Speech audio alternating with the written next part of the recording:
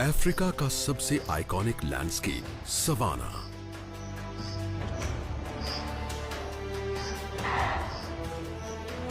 ऐसा स्टेज जहां कुदरत के शानदार प्लेज होते हैं।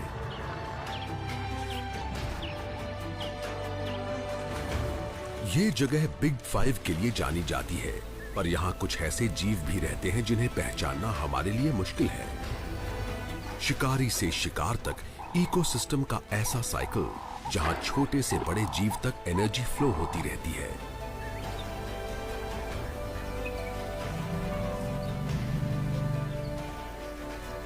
सवाना की जिंदगी के अनोखे ताने बाने में हर स्पीशीज एक खास रोल अदा करती है।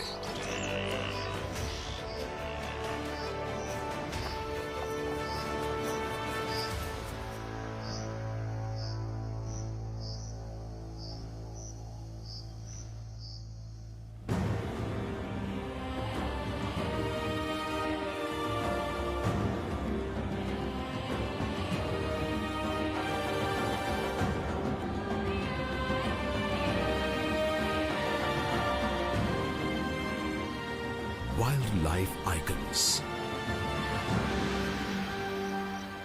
अफ्रीका में सबसे ज्यादा थॉर्न बुश सवाना पाया जाता है। घास के ऐसे विशाल मैदान जो कॉन्टिनेंट के करीब आधे इलाके पर फैले हुए हैं।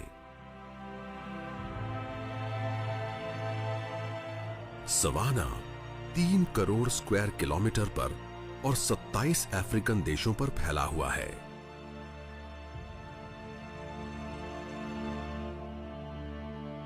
हमारे प्लैनेट का 20% हिस्सा ग्रासलैंड से ढका हुआ है।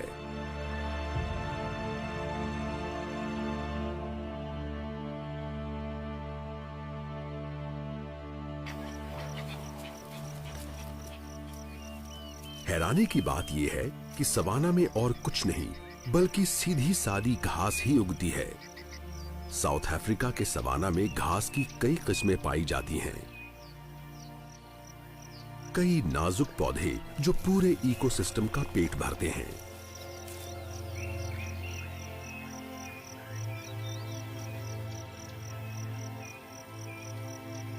सवाना जिंदगी का काफी कॉम्प्लेक्स ताना बाना है।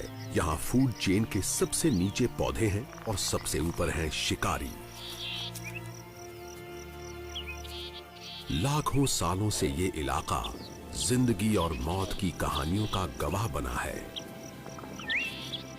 ग्रासलैंड्स ग्रेजर्स के झुंडों के लिए किसी दावत से कम नहीं है, और उन कार्निवोर्स के लिए भी जो उनका पीछा करते हैं।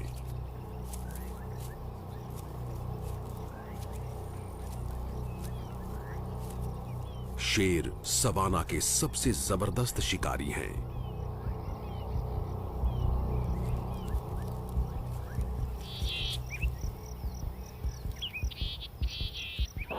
आहट सुनते ही इम्पाला छिपने के लिए भागता है,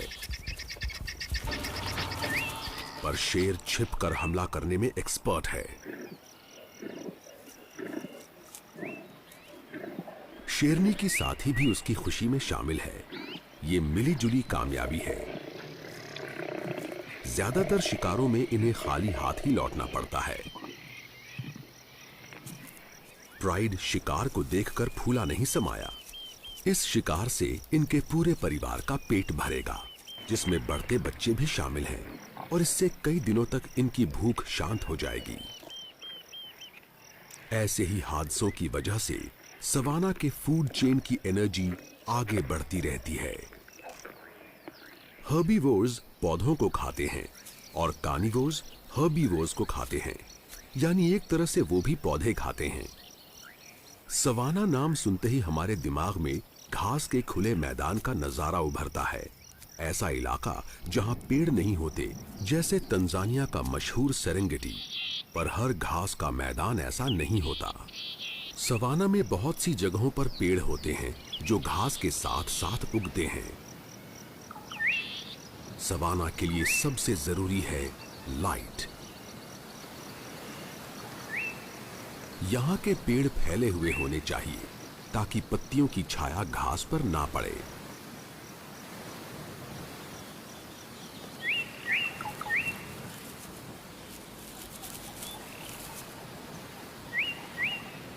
बाकी की जरूरी चीजें हैं साल भर की गर्मी और गर्मियों के मौसम में टेम्परेचर का और बढ़ जाना, और साथ में गर्मियों की बारिश।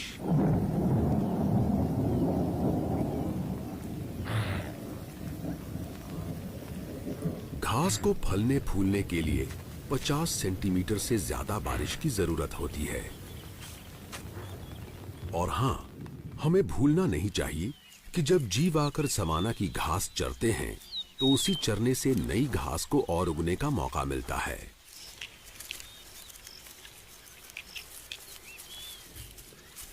इस इकोसिस्टम में मौजूद सारे जीवों का पेट भरने के लिए सबसे पहला कदम है सूरज की एनर्जी का सही इस्तेमाल। पर जीव यहां सिर्फ खाने नहीं आते,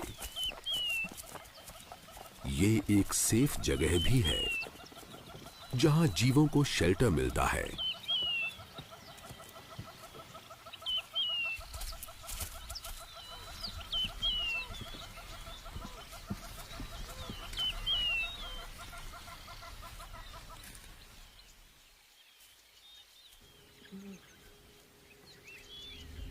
पर सारे जीवों में जो इस इलाके के लिए सबसे ज्यादा जरूरी है वो है हाथी।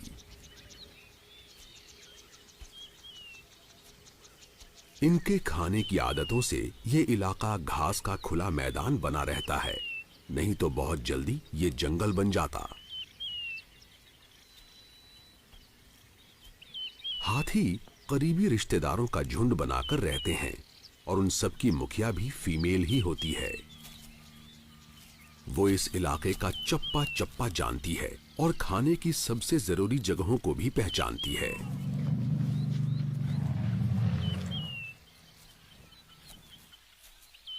इसमें कोई हैरानी की बात नहीं कि हाथी बहुत ज्यादा खाते हैं। जमीन के जीवों में बुश एलिफेंट्स सबसे बड़े होते हैं और एक अडल्ट फीमेल का वजन 3 टन से ज्यादा होता है।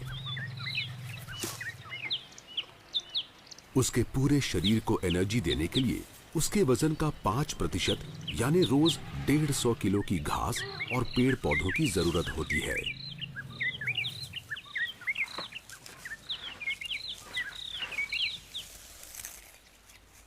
हर दिन हाथी दिन के 16 घंटे घास, झाड़ियां, यहां तक कि एक पूरा पेड़ भी खाने में बिताते हैं।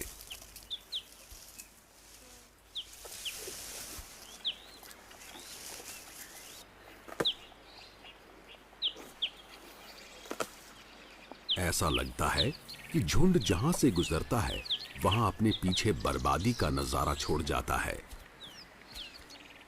पर सच्चाई ये है कि ये बर्बादी सवाना के लिए जरूरी है। किसी इलाके में पेड़ गिराकर ये पेड़ों से होने वाली छांव को कम करते हैं, जिससे रोशनी नीचे की घास तक पहुंच पाती है और वो अच्छे से उग पाती है। गिरी हुई ब्रांचेस से नई घास को प्रोटेक्शन मिलता है, क्योंकि तब ग्रेजर्स उन तक पहुंच नहीं पाते।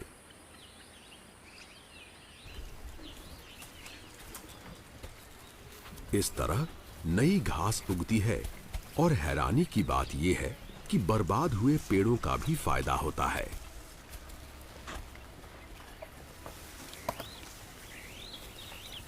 अकेशिया जैसी हार ना मानने वाली स्पीशीज ने फिर से उगकर अपनी बर्बादी का सामना करना सीख लिया है। अकेशिया का पौधा अपने बीजों को फैलाने के लिए भी हाथियों पर ही डिपेंड करता है। हाथियों का डाइजेशन कमजोर होता है, तो वो जो बीज खाते हैं वो कई बार बिना डैमेज हुए ऐसे ही निकल जाते हैं।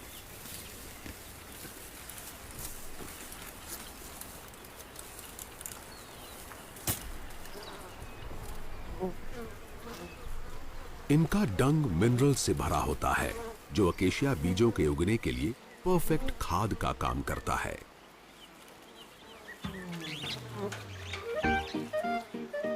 ये मिनरल्स बाकी जीवों को भी सहारा देते हैं।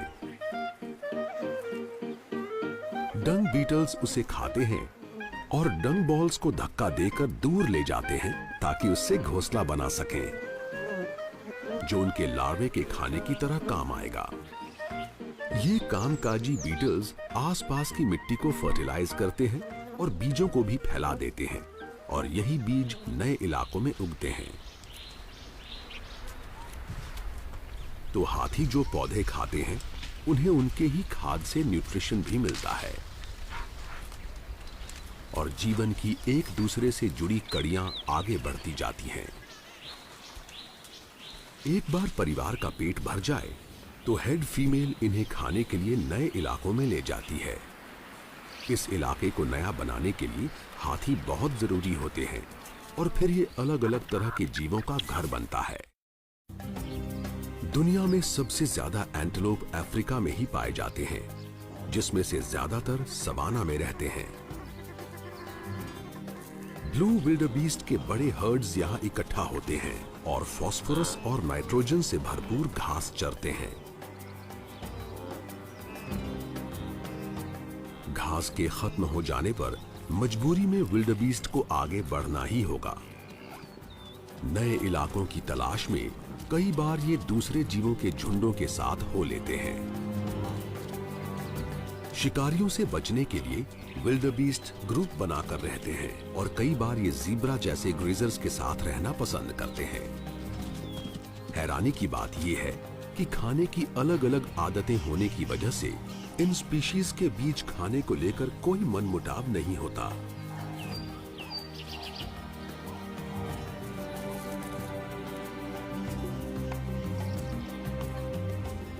साल के ज्यादातर वक्त खाने की कोई कमी नहीं रहती, पर अब हालात बदल रहे हैं।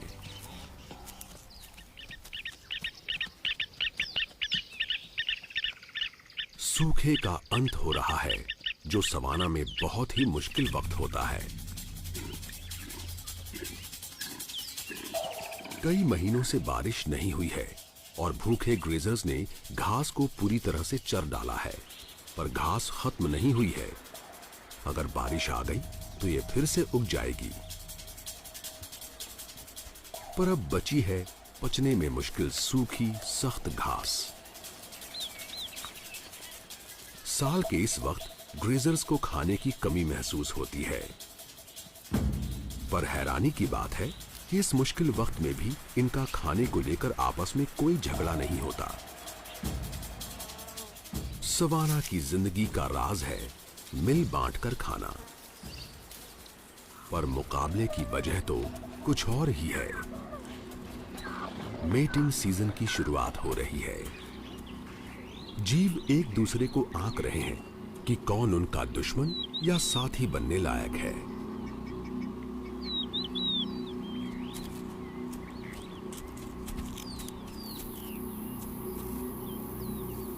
शिकारी कमजोर जीवों को चुन रहे हैं और स्कैवेंजर्स बचा खुचा पाने की उम्मीद में चक्कर लगा रहे हैं।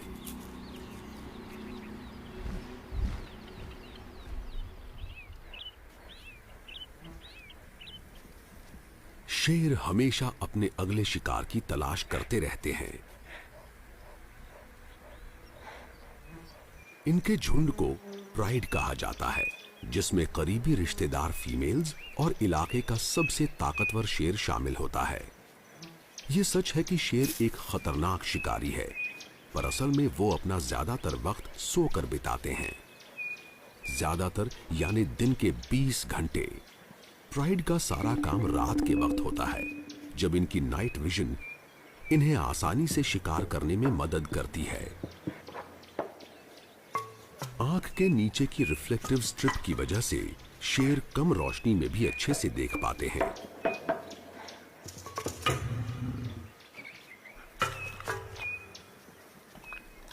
पर अभी तो ये कम से कम काम करेंगे। पेड़ की ठंडी छांव की वजह से फैमिली आराम से रिलैक्स कर सकती है।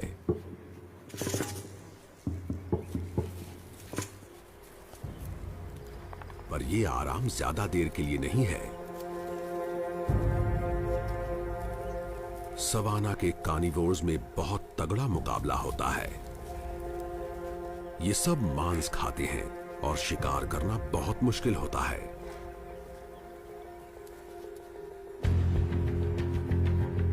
प्राइड में ज्यादातर शेरनी ही शिकार करती है।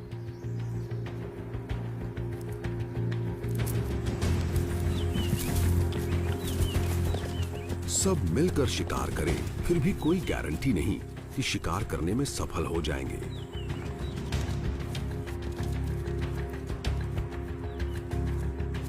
प्राइड शिकार करने का कोई मौका नहीं छोड़ रहा, इसलिए सवाना के जीवों को बहुत संभल कर रहना होगा।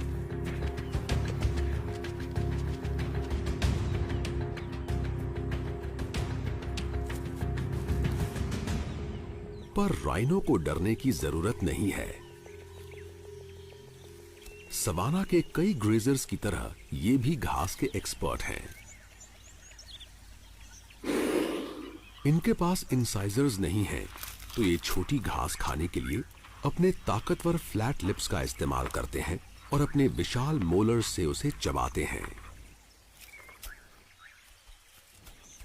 व्हाइट राइनो दुनिया की सबसे बड़ी राइनो स्पीशीज है, जिसमें मेल का वजन करीब 2200 किलो होता है।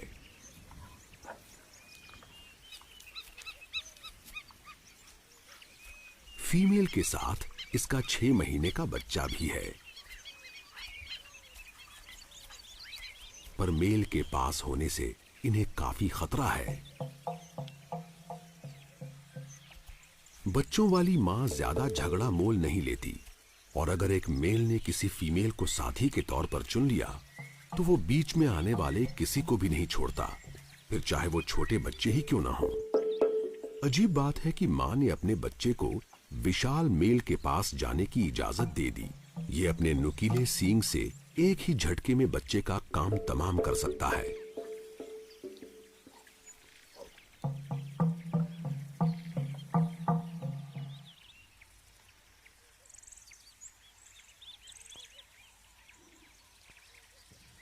पर मेल का बर्ताव काफी हैरानी भरा है।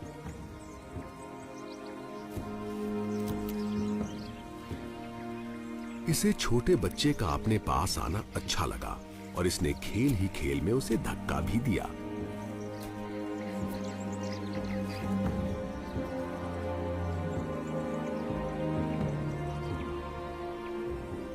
मेल्स अपनी ज्यादातर जिंदगी अकेले बिताते हैं, पर कभी-कभी अपने से कमजोर मेल्स को अपने इलाके में आने भी देते हैं। इस खतरनाक एडवेंचर के बाद छोटा बच्चा अपनी मां के पास चला जाता है। सवाना में इसके जिंदा बचने के लिए सबसे जरूरी इसकी मां है, क्योंकि जिंदगी के पहले 2 सालों में वही तो इसे पूरी तरह सेफ रखेगी। हालांकि इसने ऊपर का खाना शुरू कर दिया है, पर फिर भी बच्चा 1 साल तक अपनी मां का दूध पीता रहता है।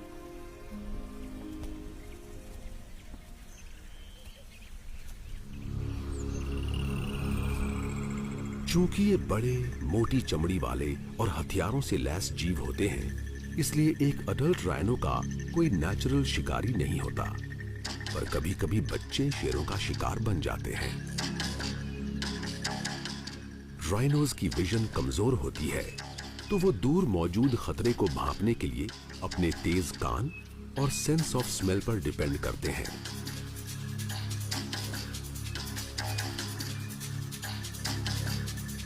मां शेर को साफ साफ देख तो नहीं पा रही, पर वो उसे स्मेल जरूर कर सकती है। इसका बच्चा आसान शिकार बन सकता है, इसलिए ये कोई खतरा नहीं उठाएगी। राइनो 40 किलोमीटर प्रति घंटे की रफ्तार से भागकर सामने वाले को जोरदार टक्कर मार सकते हैं।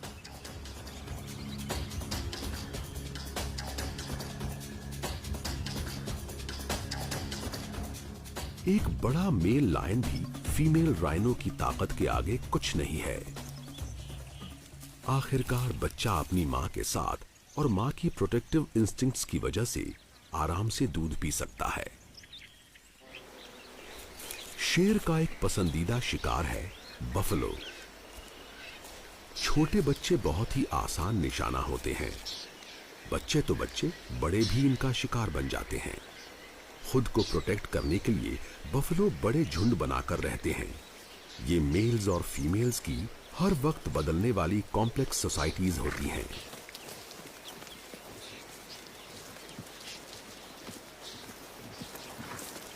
अगर पूरा झुंड या हर्ड एक हो जाए तो ये शेरों की पूरी प्राइड का सामना कर सकता है। पर हर्ड्स पर ऐसे जीव भी हमला करते हैं जो इनके खून के प्यासे होते हैं। पैरासाइट्स के झुंड इनकी चमड़ी से चिपककर खून पीते रहते हैं।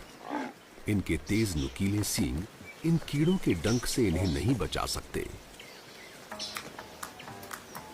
पर बफलो ने भी एक प्लान बना रखा है, जो है रेड बिल्ड ऑक्सपेकर्स के साथ मिलजुल कर रहना। ये मददगार पक्षी इनके शरीर पर से फ्लीज, टिक्स और स्वॉर्मिंग फ्लाइज को चुन चुनकर खा जाते हैं। परेशान करने वाले कीड़ों से पीछा छुड़ाने के लिए बफलो इन पर ही डिपेंड करते हैं और ऑक्सपेकर को भी कभी ना खत्म होने वाली दावत मिलती रहती है। हर्ड जहां भी जाता है, ऑक्सपेकर इनके साथ हो लेते हैं।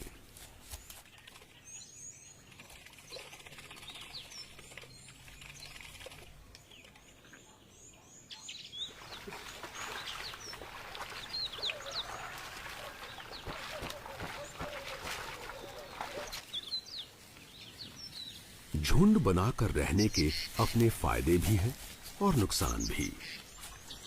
बफलो के लिए झुंड की जिंदगी का मतलब है खाने को बांटना। तो ये खाने में ज्यादा नखरे नहीं दिखा सकते। सवाना में ज्यादातर घास ही मिलती है, पर बफलो के लिए कुछ खास डिशेस भी मौजूद होती हैं। विशाल जीव होने की वजह से ये सवाना की झाड़ियों के ऊपर तक पहुंच पाते हैं।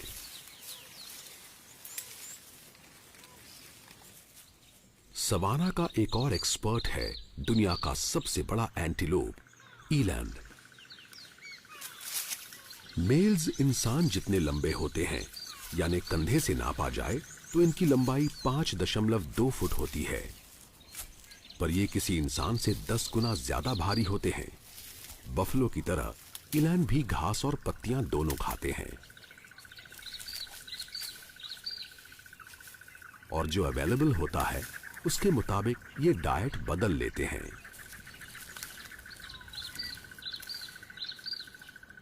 ईलैंड की खासियत है चलते वक्त क्लिक की आवाज करना।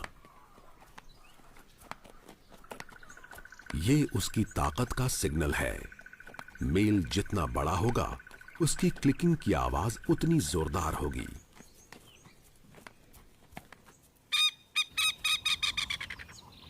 सवाना का एक और एंटीलोप बहुत ही छोटा और चालाक है, और शायद ये सबसे शानदार भी है, कूडू।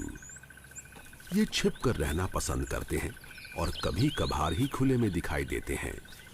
सवाना के कई शिकारियों के शिकार कूडू के पास पट्टियों वाला कोट होता है, जो उसे आसपास के इलाके में कैमोफ्लाज कर देता है।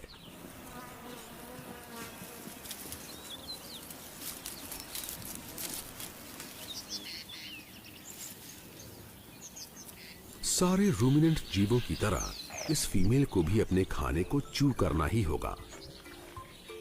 ये हर बाइट चबाते हैं, उसे निगलते हैं, फिर खाने को पेट से मुंह में लाते हैं और फिर थोड़ा और चबाते हैं।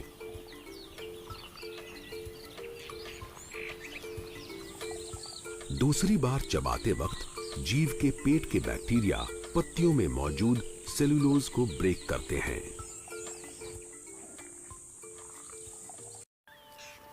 झाड़ियों के बीच छिपे कूडू की तरह सवाना के सारे जीवों की जिंदगी इस अनोखे इलाके में पाए जाने वाले अलग अलग हैबिटेट की वजह से टिकी हुई है।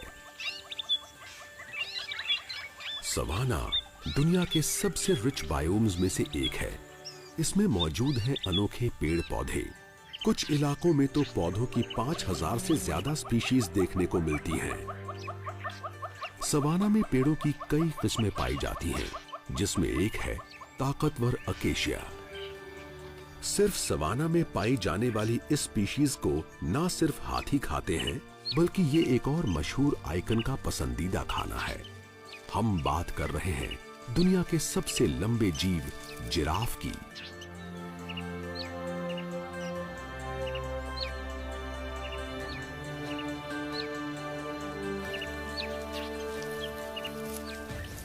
मेल जिराफ की लंबाई करीब 16 फुट होती है, जिससे वो पेड़ों के ऊपरी हिस्सों की पत्तियों तक पहुंच पाते हैं।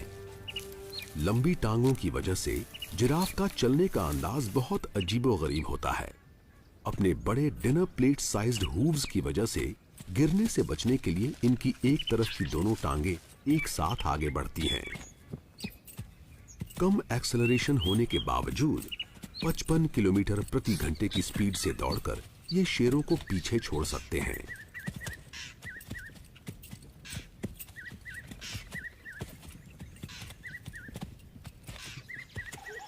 इनकी हाइट की वजह से ये दूर से आते शिकारियों को देख पाते हैं और साथ ही पेड़ों के ऊपरी हिस्से पर लगी नरम नरम पत्तियों का मजा भी ले पाते हैं। इसका मतलब खाने के लिए कम हाइट वाले जीवों और इनमें कोई मुकाबला नहीं होता।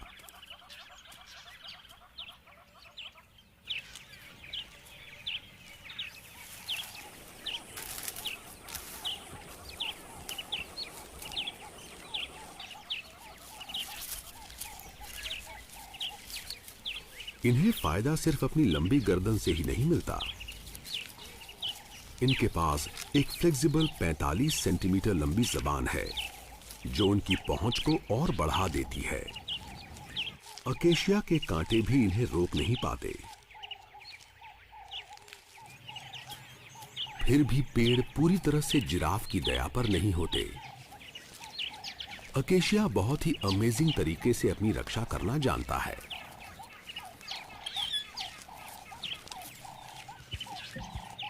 जैसे ही ब्राउजर पेड़ को खाते हैं, उसकी पत्तियां जहरीला टैनिन बनाने लगती हैं। वो हवा में एथिलीन नाम का केमिकल भी छोड़ते हैं, जो करीब 140 फीट तक फैल सकता है।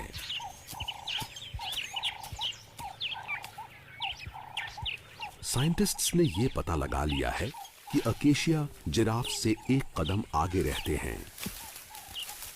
जिस पेड़ को नुकसान हुआ है वो केमिकल्स छोड़ता है और आसपास के पेड़ उस केमिकल को पहचान कर अपने केमिकल डिफेंसेस को एक्टिवेट कर लेते हैं।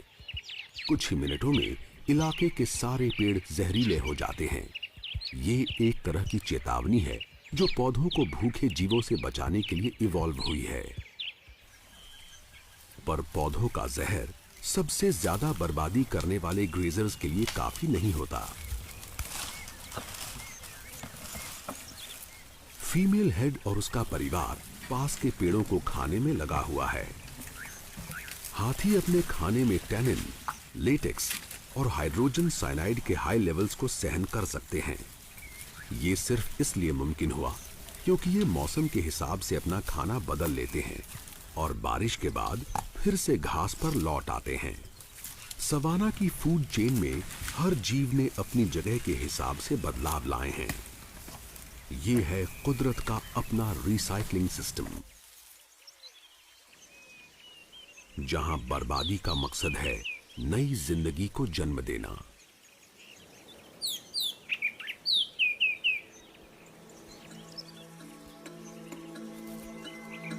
सूखे मौसम के अंत में सबके सर पर जुनून छाया हुआ है।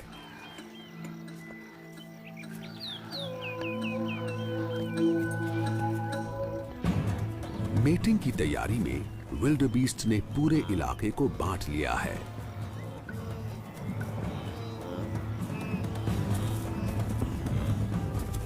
और फिर से वही सब शुरू हो चुका है। हर मेल अपनी छोटी सी जमीन को बचाने के लिए लड़ रहा है।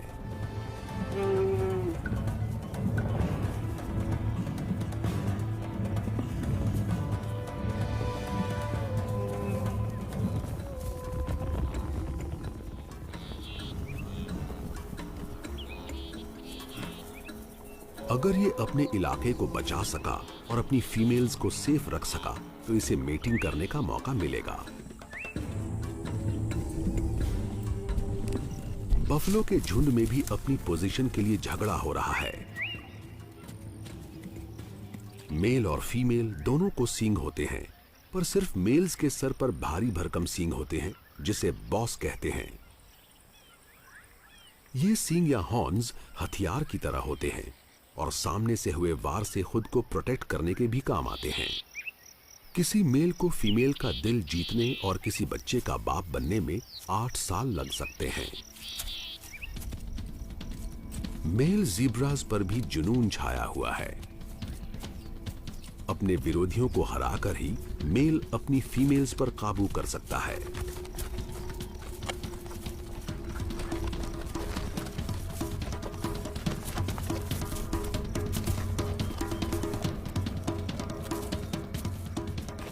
अगर कोई चैलेंजर ये लड़ाई जीत गया तो सारी फीमेल्स भी उसकी हो जाएंगी।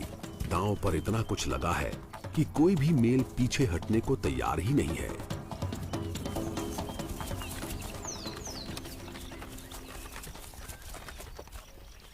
पर मार धाड़ से हमेशा बात नहीं बनती। इनके आकार और नुकीले सींगों के बावजूद इलैंड बहुत पीसफुली रहना पसंद करते हैं और मुकाबला करके ही मेल की ताकत का फैसला नहीं होता, वो होता है एक खास सोशल स्ट्रक्चर से। गर्दन के नीचे की मोटी चमड़ी यानी ड्यूलैप या थैले के साइज से लेकर इनके सींगों का साइज जैसी चीजें ये फैसला करती हैं कि फीमेल्स के दिल में कौन जगह लेगा। पर साल के इस वक्त सबसे जरूरी है शांति बनाए रखना। बड़े जिराफ आमतौर पर अकेले रहना पसंद करते हैं, पर फीमेल से मेटिंग करने के लिए इन्हें अपनी ताकत का सबूत देना होगा।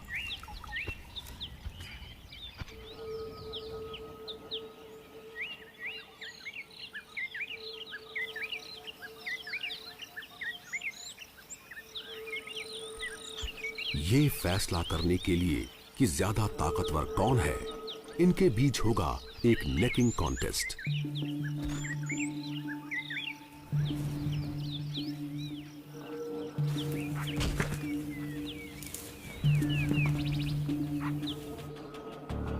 पैरों को निशाना बनाकर दोनों सामने वाले को गिराने की कोशिश में हैं।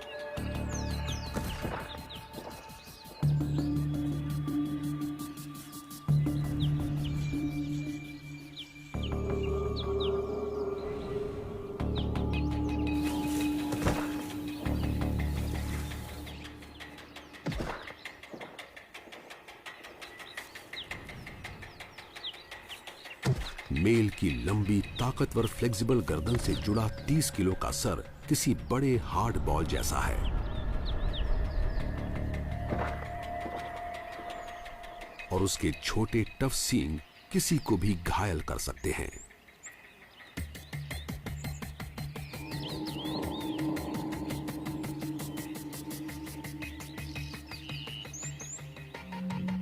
जिराफ का मुकाबला आधे घंटे तक चल सकता है और इनसे ये काफी बुरी तरह घायल हो सकते हैं।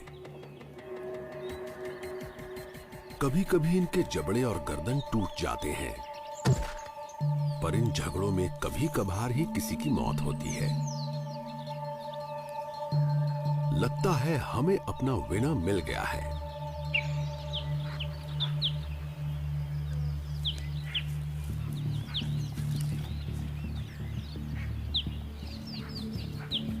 सर ऊंचा उठाए, ये फीमेल का दिल जीतने की पूरी कोशिश कर रहा है ताकि ये अपने चैंपियन जीन्स अगली जनरेशन को पास कर सके। इसका अगला चैलेंज है किसी फीमेल का दिल जीतना।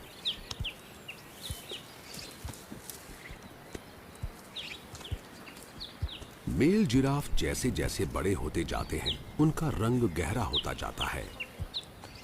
ये एक जवान मेल है और लगता है इसे ऐसी फीमेल मिल गई है जो इसकी साथी बन सकती है। पूंछ हिलाकर वो बता रही है कि उसे भी वो पसंद है, तो अब मेटिंग के मौके तगड़े हैं।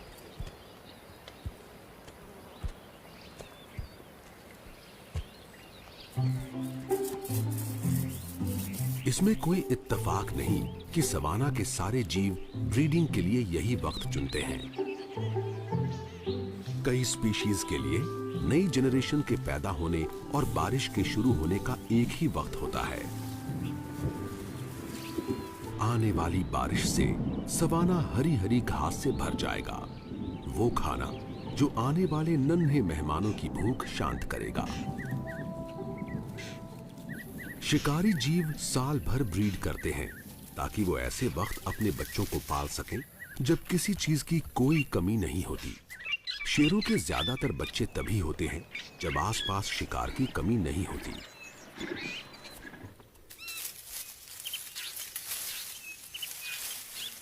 बाकी मेल्स के साथ मुकाबला करके इस ताकतवर मेल ने फीमेल की प्राइड पर हक जमा लिया है। इलाके पर अपनी सेंट मार्किंग के जरिए ये अपने कंपेटिटर्स को वार्निंग भी दे रहा है।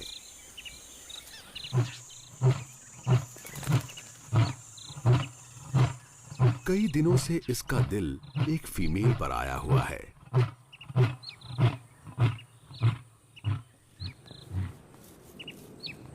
पिछले 48 घंटों से दोनों प्राइड से अलग होकर एक अकेली जगह पर आ गए हैं और ये लगातार हर 15 मिनट में मेट कर रहे हैं।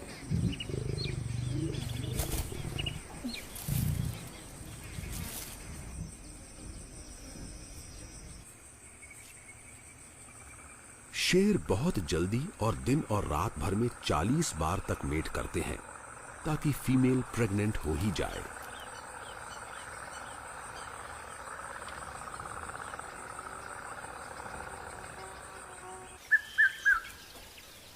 बाद में फीमेल अपनी प्राइड के पास वापस लौट जाती है। अगर वो प्रेग्नेंट हो गई है तो 3 महीने में बच्चों को जन्म देगी।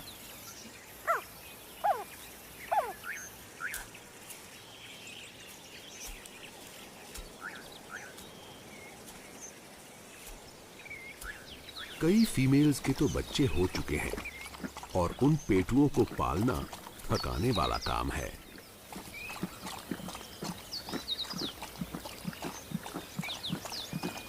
प्राइड में फीमेल्स अपनी ब्रीडिंग के वक्त का इस तरह तालमेल बिठाती हैं ताकि वो मिलकर बच्चों की देखभाल कर सकें और उन्हें दूध पिला सकें। एक ही उम्र के बच्चों के जिंदा रहने के मौके ज्यादा होते हैं क्योंकि एक ही साइज के होने की वजह से सबको बराबरी से खाना मिलता है। 11 महीने के होने पर बच्चे बड़ों के साथ शिकार पर जाना शुरू करते हैं। तब तक इन्हें अपनी मां की वॉचफुल नजरों के सामने ही रहना पड़ता है। ब्रीडिंग सीजन सारी स्पीसीज के लिए थकाने वाला वक्त होता है, खासकर सूखे के आखिर में, क्योंकि तब खाने की बहुत कमी रहती है। पिछले कुछ महीनों में हाथी लगातार सूखे इलाके से गुजर रहे हैं। साल के इस वक्त उनके खाने का 70% हिस्सा होता है पेड़ और झाड़ियां। पर हाथी ताजा घास भी खाते हैं और वो पानी के बिना बढ़ नहीं सकती। हर चीज अब सिर्फ बारिश का इंतजार कर रही है। हेड फीमेल ने हवा को सूंघा। हाथियों के सूंघने की शक्ति बहुत तेज होती है। इनके कान भी बहुत तेज होते हैं और ये दूर कड़कती बिजली जैसी लो फ्रीक्वेंसी की आवाजों को भी सुन लेते हैं। कहा जाता है कि ये सैकड़ों किलोमीटर दूर से भी आती बारिश को भांप लेते हैं।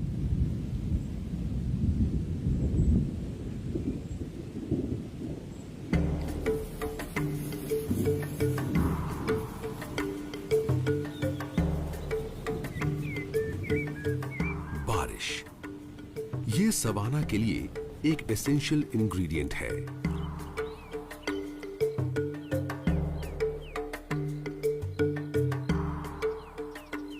कुछ ही दिनों में गीली जमीन से पहला बीज फूटकर बाहर निकलेगा। सवाना के जीवों के लिए ताजा खाना तैयार हो रहा है। अब हर जगह नई शक्लें दिखाई दे रही हैं।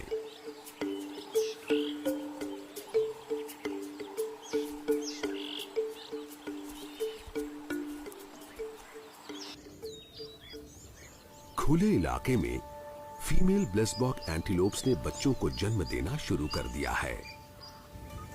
ऊंचे आसमान से वेरोज ईगल ने नीचे की एक्टिविटी देख ली है। ईगल किसी बड़े एंटीलोप पर हमला नहीं कर पाएगा, पर अभी अभी पैदा हुए बच्चों को तो शिकार बना ही सकता है।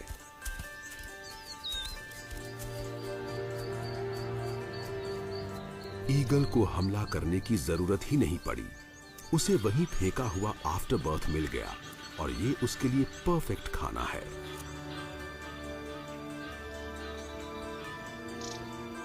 वेरोज ईगल्स की जोड़ियां जीवन भर साथ रहती हैं और इसकी साथी भी काफी भूखी है। ईगल्स एक्सपर्ट हंटर होते हैं, पर मौका मिलने पर ये छोड़ा गया मांस भी खा लेते हैं और इस तरह ये सवाना फूड चेन की बहुत ही जरूरी कड़ी का काम करते हैं और सारे न्यूट्रिएंट्स को रिसाइकल करके चेन में वापस शामिल कर लेते हैं।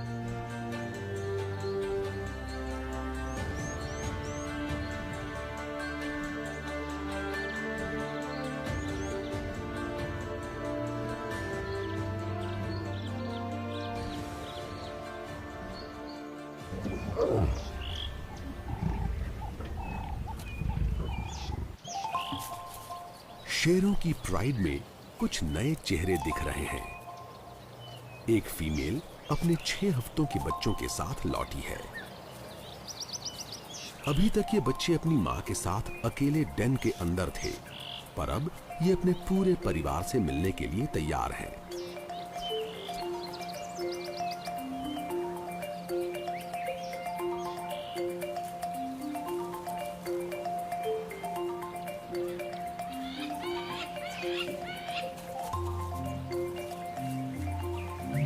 वो फीमेल कब्स जो जिंदगी भर इसी प्राइड में रहेंगी, उनके लिए ये शुरुआत है लंबे रिश्ते की। साल के इस वक्त जन्मे इन बच्चों के लिए खाने की कोई कमी नहीं है और अब जब बच्चे बड़े हो गए हैं, ये शिकार में अपना पूरा हिस्सा लेने में पीछे नहीं हटेंगे।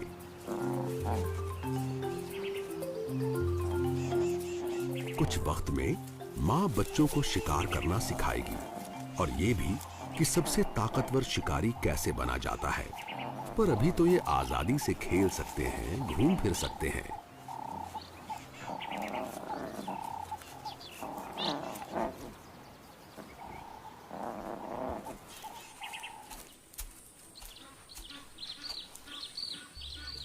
बारिश अपने साथ बहुत सारा पानी लाई है और सारे वाटर होल्स भर चुके हैं।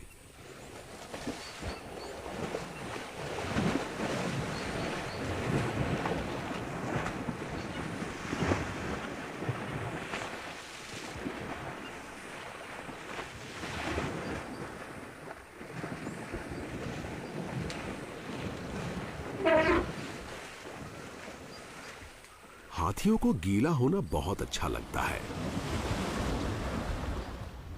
फीमेल हेड और उसका परिवार एक रिलैक्सिंग बाथ ले रहे हैं।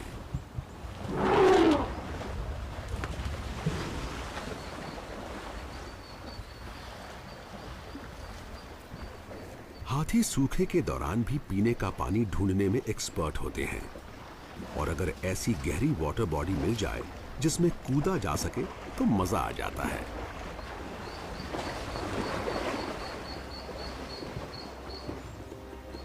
नहाना हाथियों की साफ सफाई का जरूरी हिस्सा है, जिसमें डेड स्किन और पैरासाइट्स को हटाने के लिए पेड़ों से रगड़ना भी शामिल है। पूरी फैमिली साथ मिलकर सफाई में जुटी हुई है।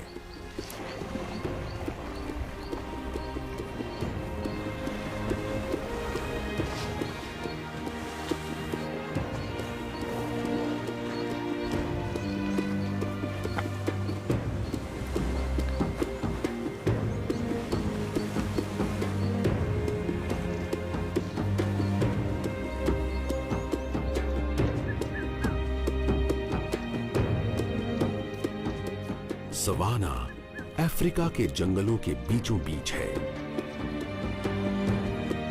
यहाँ जानवरों और पौधों की किस्मत एक दूसरे से जुड़ी हुई है। एक ऐसे कभी न खत्म होने वाले साइकिल में जो अपने साथ बदलाव और नया जीवन लेकर आता है।